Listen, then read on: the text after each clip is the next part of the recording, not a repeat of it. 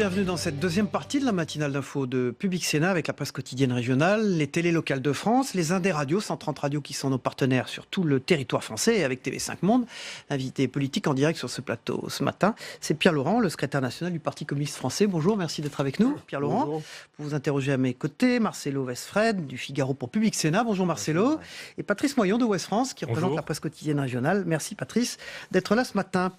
Pierre Laurent, c'est les élections en Italie, incertitude après un raz-de-marée des forces anti-système, eurosceptiques et d'extrême droite, incertitude politique donc. Le président Sergio Mattarella, italien, a un mandat exploratoire pour essayer de constituer, de trouver une majorité. C'est le triomphe du mouvement 5 étoiles. Alors, il n'y a pas de majorité. Quelle est votre réaction face à cette incertitude dans la quand même troisième économie européenne ?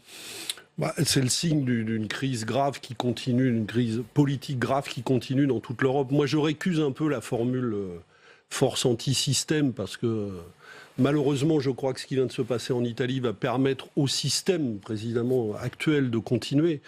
Non, en vérité, on a une situation dans toute l'Europe qui est une espèce de piège politique entre des forces qui veulent à toute fin continuer sur le modèle libéral actuel qui provoque la crise et puis des forces de réaction d'extrême droite, des forces xénophobes qui grandissent sur la base, sur le terreau de cette crise. Et l'Italie est prisonnière de cette situation, comme d'autres pays. Donc je crois qu'il y a une urgence, ça va être l'enjeu des prochaines élections européennes, à faire réémerger des solutions de gauche, des vraies solutions de gauche. Est-ce que là, on n'a pas quand même un cas spécifique, c'est-à-dire une crise migratoire très forte et un pays finalement qui a été laissé seul face à ce problème-là? Je crois, d'abord, je pense que la question migratoire a occupé une grande place dans le débat en Italie. Ça n'est pas la seule question. Je pense qu'il y a derrière ça aussi la grande crise sociale, le chômage, la précarité, le développement de la pauvreté qui existe en Italie comme ailleurs, et singulièrement dans toute la partie sud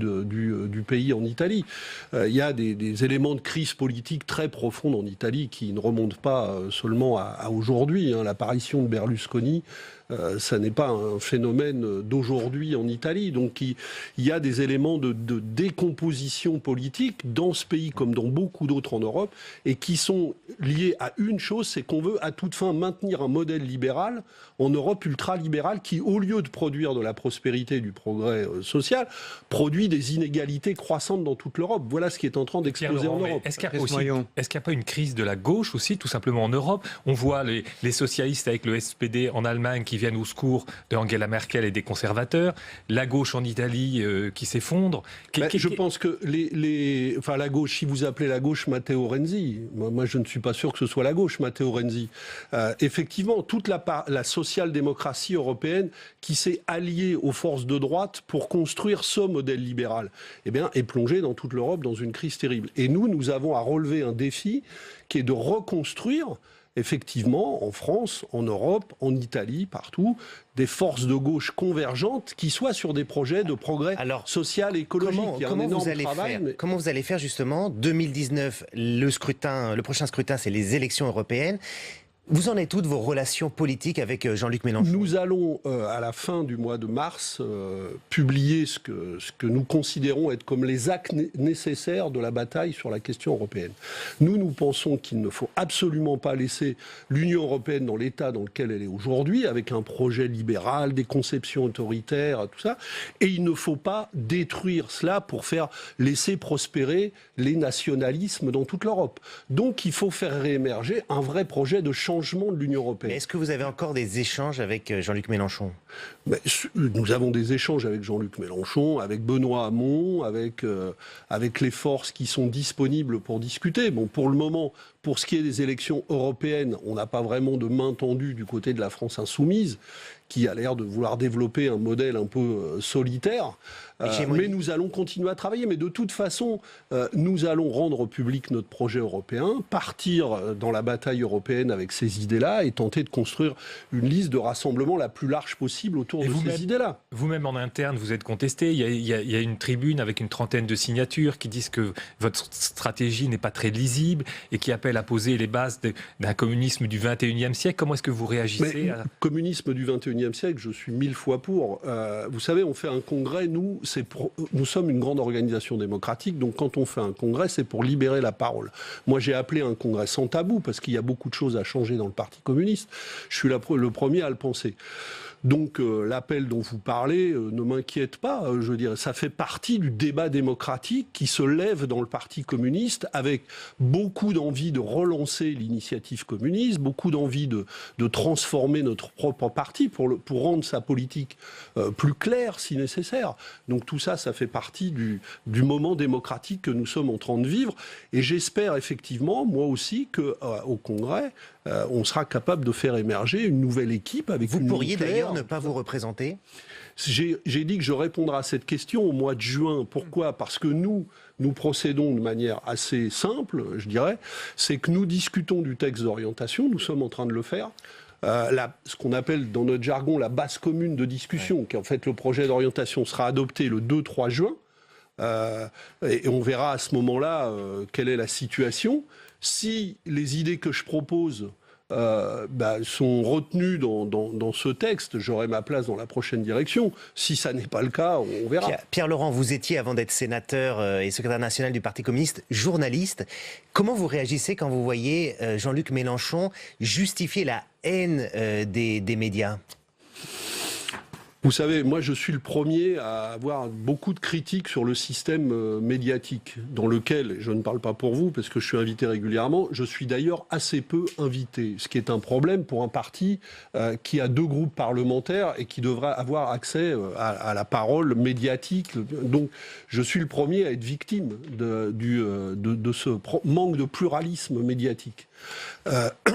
Après, quand on veut combattre ça, moi je n'ai jamais combattu avec des propos qui des fois relèvent un peu de l'invective. Donc, vous savez, ma différence d'expression en la matière avec Jean-Luc Mélenchon, ça n'est pas une nouveauté. Il dit que votre parole est fossilisée dans les médias. Oui, mais il dit ce qu'il veut. Moi, je vois que le Parti communiste, c'est un parti qui est très actif dans les luttes. Nous sommes en train d'organiser un Tour de France des hôpitaux. Nous allons être très présents dans le combat qui s'annonce sur l'avenir de la SNCF. Nous sommes mobilisés pour les journées d'action qui se préparent en mars dans toute une série de secteurs. Donc le Parti communiste est un parti qui est actif, qui travaille au rassemblement, qui obtient des résultats sur le terrain. Et je pense que le Parti communiste reste une force qui sera indispensable à la reconstruction d'une gauche nouvelle. Donc plutôt que de se lancer des invectives, on ferait mieux de réfléchir et de travailler ensemble. C'est Pierre Laurent, le secrétaire national du Parti communiste français, qui est notre invité politique ce matin dans Territoire d'Info. Emmanuel Macron va recevoir les présidents de groupes parlementaires pour présenter son projet de révision constitutionnelle. Pierre Laurent, non cumul dans le temps, suppression de la Cour de justice de la République. On sait que Gérard Larcher, le président du Sénat, a mis des lignes rouges qui peuvent bloquer le processus d'ailleurs. Est-ce que vous les approuvez ? Est-ce que vous serez derrière Gérard Larcher ? Non, je suis très inquiet de ce qui se prépare sur la révision constitutionnelle. D'abord, je remarque que pour le moment, alors que c'est une affaire qui devrait être mise très largement sur la place publique, pour le moment, est réservée à une discussion entre cercles d'initiés. Donc, et nous organisons cet après-midi un colloque public sur cette question pour justement commencer à faire sortir le débat sur la place publique, ce qu'il n'est pas aujourd'hui. Alors pourtant, c'est une affaire qui intéresse toute la nation. Je suis inquiet, pourquoi ? Parce que le fil rouge que je vois de ce qui se prépare, c'est un recul du nombre d'élus, un recul de la démocratie de proximité et une concentration toujours plus grande des pouvoirs dans les mains du président de la République, avec un recul notamment de l'initiative législative du Parlement, qu'on veut cantonner à une espèce de, si je comprends bien, de rôle de contrôle, alors qu'à mon avis, le cœur du système démocratique devrait être les citoyens et le Parlement, et pas l'Élysée. Et vous savez notre désaccord depuis longtemps avec cette présidentialisation totalement folle de la vie politique qui fait tout tourner autour des pouvoirs du président de la République. Et je pense que c'est très malsain pour la démocratie. Et ce qui s'annonce, c'est le renforcement de ça.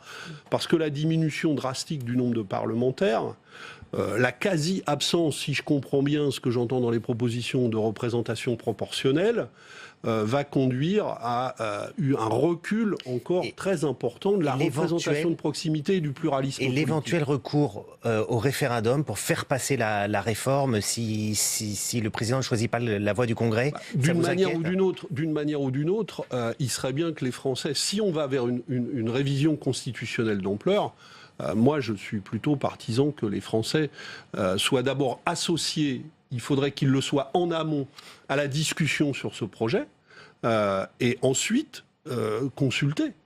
Consulté par référendum. Donc vous êtes favorable à cette... Avant d'être consulté par référendum, parce que l'inconvénient d'un référendum, comme vous le savez, c'est qu'on répond par oui ou par non à un projet qui est déjà ficelé.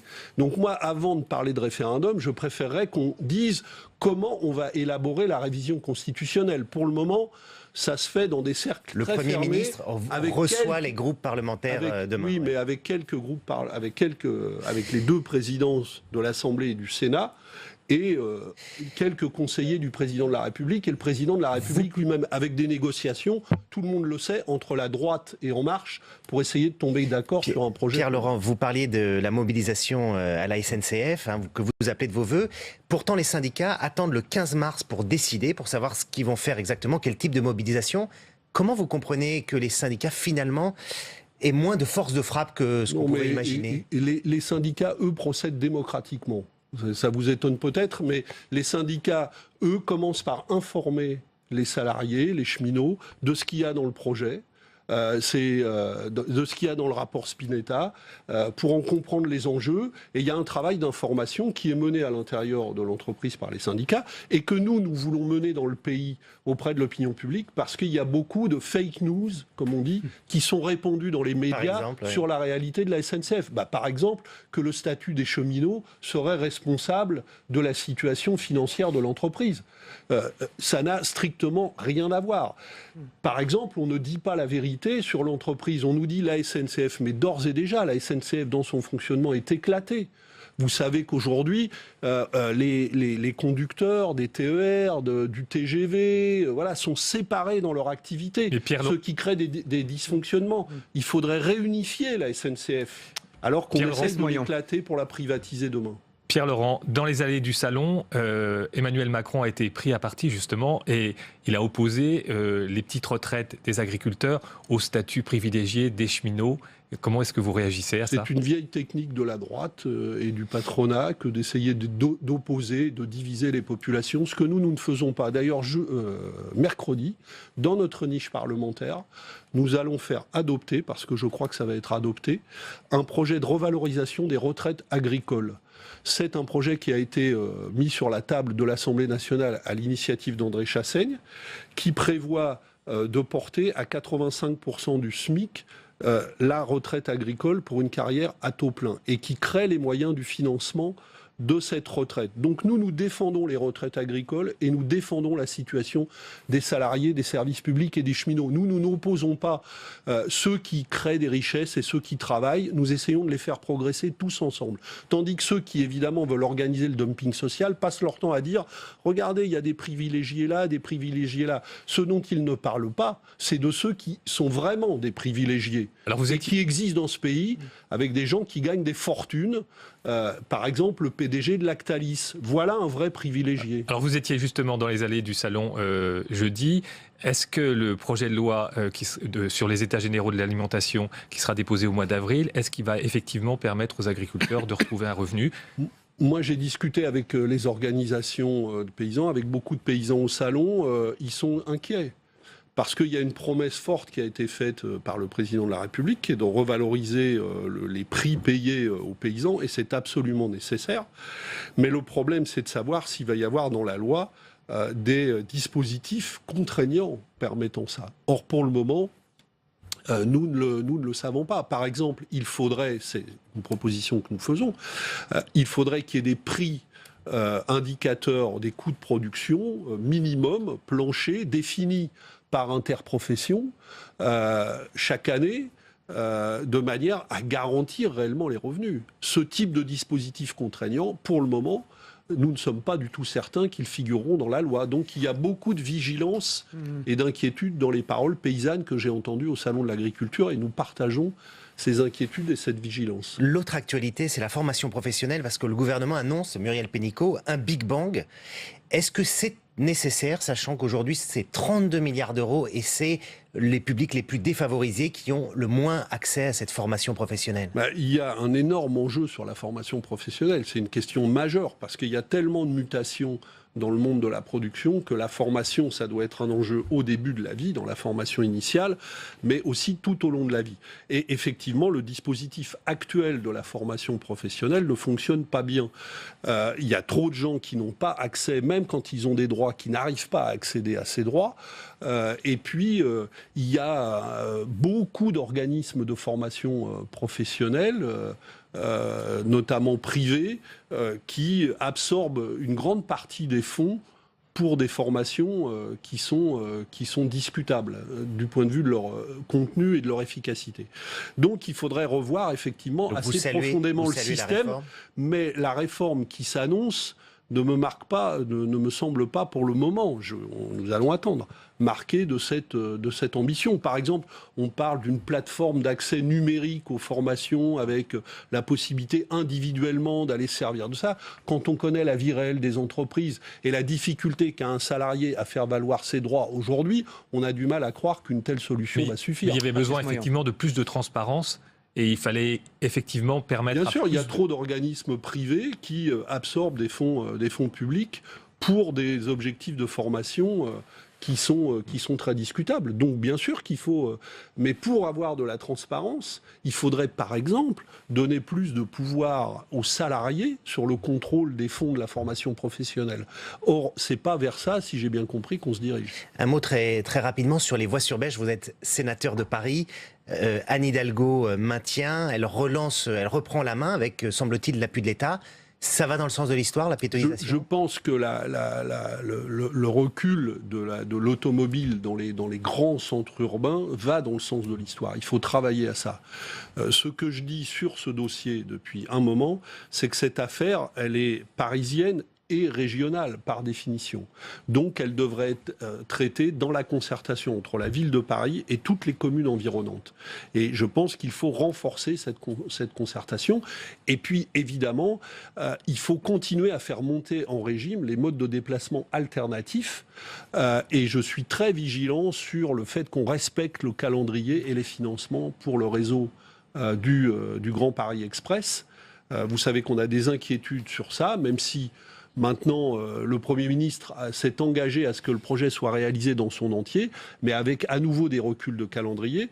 Or, on a absolument besoin de ça en région parisienne si on veut sortir de l'engorgement du trafic automobile. Il y a aussi beaucoup de choses à dire sur la région parisienne, on n'en parle pas assez, de tout le trafic de marchandises et de tout le trafic des poids lourds aux alentours de Paris. Et là, par exemple, puisqu'on parlait des cheminots tout à l'heure, on aurait besoin d'une politique de fret ferroviaire en Île-de-France. Or, on détruit les centres, on les laisse à l'abandon, les grands centres de fret ferroviaire, comme celui de Villeneuve-Saint-Georges ou d'autres, alors qu'on en aurait besoin pour désengorger aussi la capitale et ses environs. Un mot, Pierre-Laurent, sur la situation politique d'Anne Hidalgo, pour rebondir sur ce que dit Marcelo Westfred. Il y a beaucoup de unes aujourd'hui qui la mettent en cause sur beaucoup de problèmes. Vous pensez quoi de la maire de Paris? Vous pensez quoi de son désir sans doute de renouveler son mandat, puisque de petits articles commencent à le dire, dans la presse quotidienne régionale notamment, dans le Parisien, pour ne pas le citer? Vous savez, moi, mon critère en la matière, nous travaillons avec Anne Hidalgo, comme vous le savez, dans la majorité, sur la base d'objectifs d'un contrat politique. Par exemple, la progression du logement social dans Paris. Il est rempli, ce contrat? Une grande partie de ce contrat progresse, oui. En tout cas dans les domaines de responsabilité qui sont les nôtres à Paris, singulièrement le logement avec Yann Brossard, où nous faisons progresser avec beaucoup de constance l'objectif de faire progresser la construction de logements sociaux et la diversité de leur implantation à l'intérieur de la capitale, alors que certains quartiers de l'ouest parisien essayent de se protéger de ça. Donc il y a des progrès qui sont réalisés.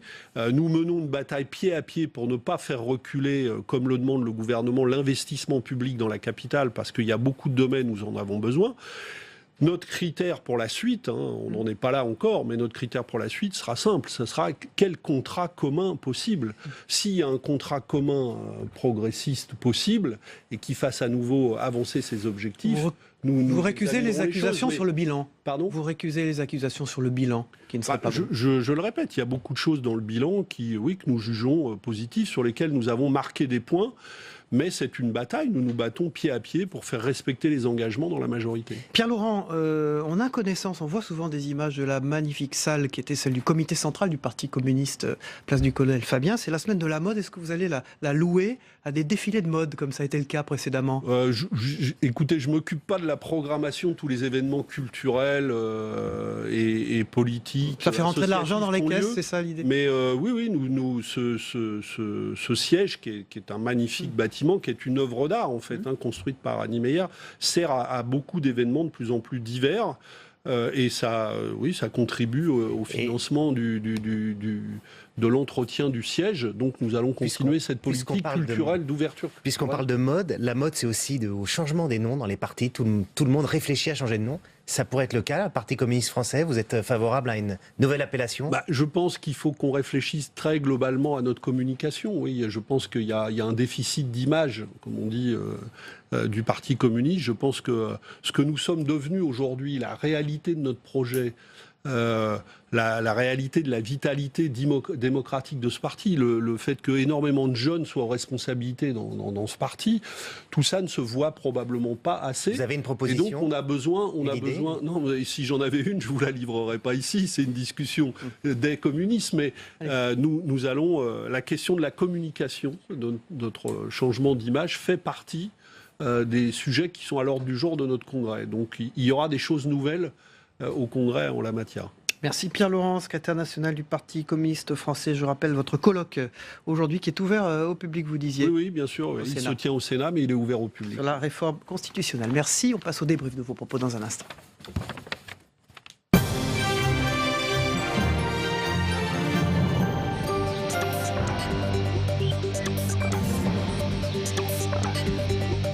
Voilà, Pierre Laurent quitte ce plateau. Le secrétaire national du Parti communiste français était notre invité. Vous le voyez partir derrière moi et fait son entrée. Eh bien, Jean-Michel Helvig de la République des Pyrénées, un des journaux du groupe Sud-Ouest, qui va débriefer avec moi l'actualité et ce que nous a dit Pierre Laurent ce matin. Jean-Michel Helvig, on démarre sur les élections en Italie. Alors on l'a vu, beaucoup d'incertitudes après un raz-de-marée de forces qualifiées d'antisystème, en tout cas eurosceptiques et d'extrême droite.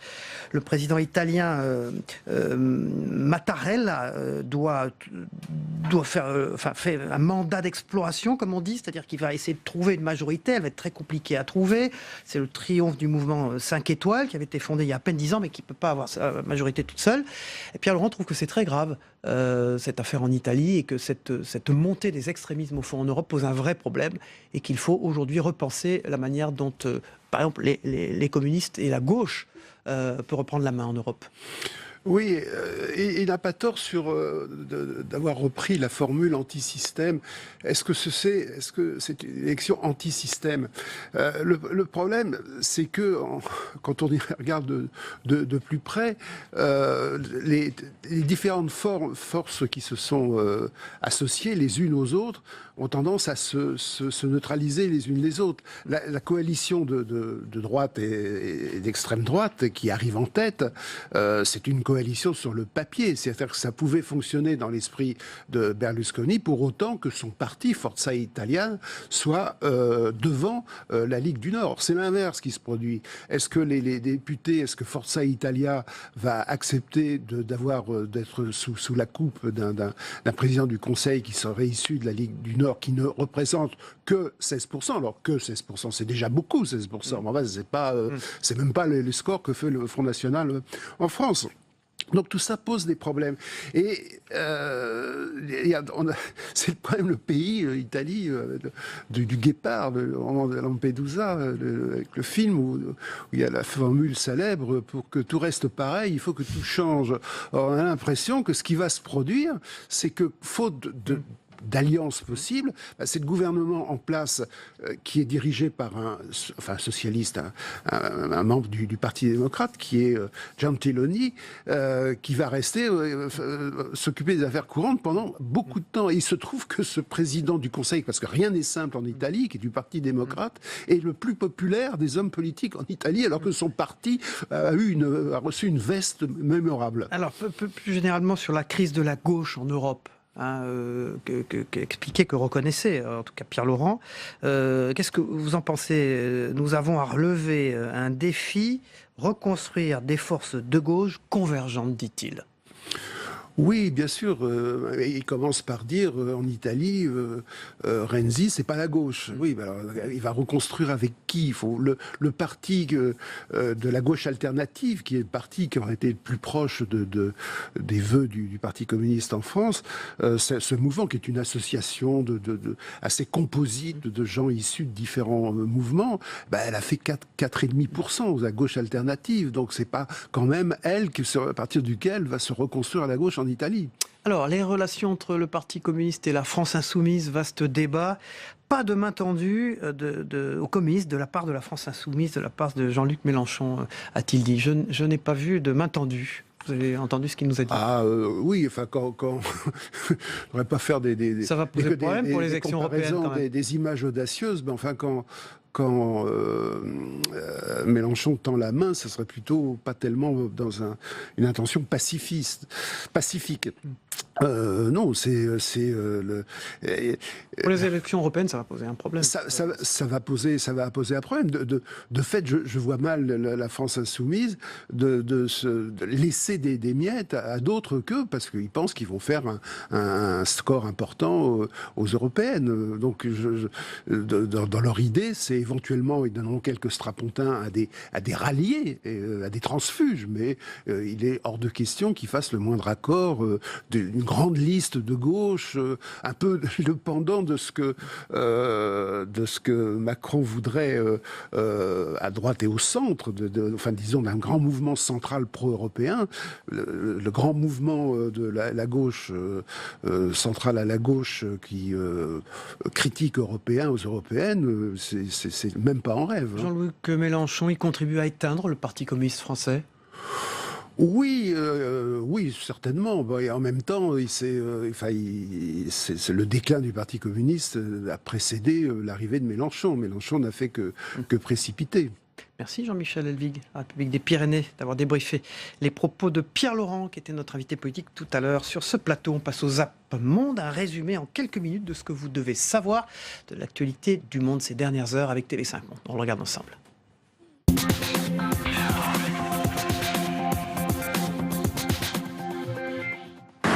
La fin d'un long suspense et d'une longue période d'incertitude politique en Allemagne.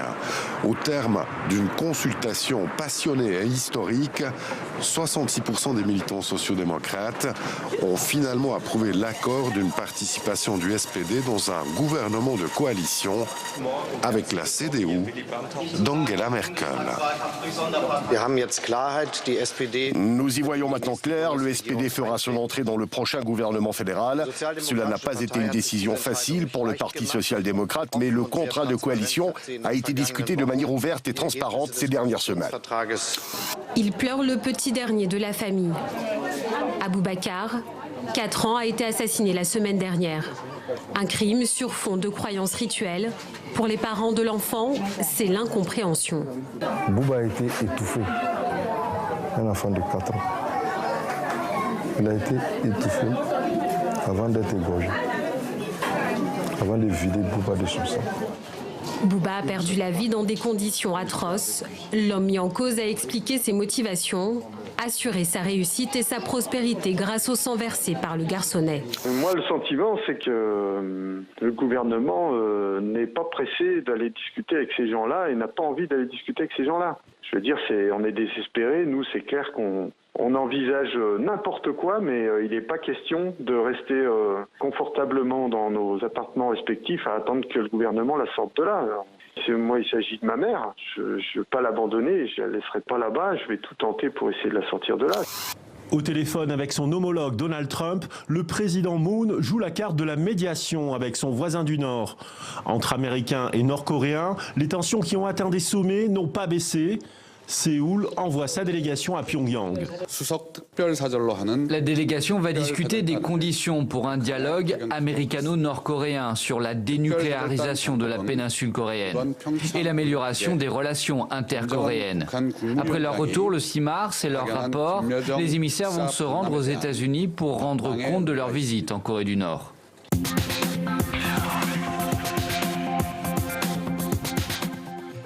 Merci de votre fidélité, merci de nous avoir suivis. On se retrouve demain à la même heure. Bonne journée à tous.